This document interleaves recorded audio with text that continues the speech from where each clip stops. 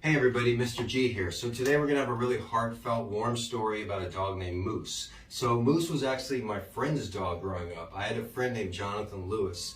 And Jonathan, he was from had a single mom. He lived in a poorer neighborhood than I did. He had a sister named Roxanne. Me and my twin brother Michael, we knew Jonathan Lewis from our days selling the newspaper subscription. He worked for the newspaper. He didn't go to school and we didn't go to school. And we ended up being good friends with him. Jonathan would say I was his best friend. We did hang out with him more than anybody else, but he wouldn't say my twin brother was his best friend. And the reason for that is because Jonathan really wanted to be my best friend. I wasn't as confident as I should have been growing up, and I wasn't as particular about who I hung around with. Not everybody deserves to hang around you. You want to be careful with the people that you choose to let into your group too.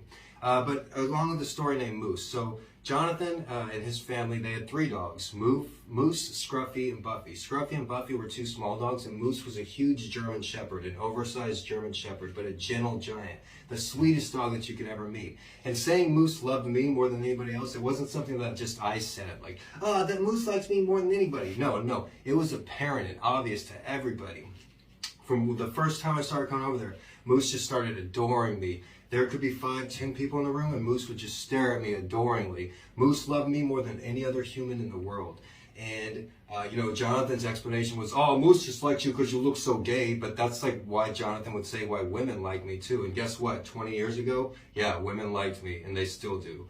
But yeah, he would just like, oh, they just like you because you're gay. Like, nah, dude. That's what, like, generally a man that's unattractive, that's a colloquialism for being an attractive man. Like, oh, he's gay, But anyway, so Moose really adored me. The only other creature I saw Moose love as much as he loved me was this little kitten.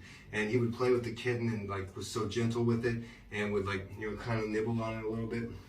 But, I always think about Moose, and I remember, like, I should have loved him more. Moose was too good for that family, and I was too good for that family.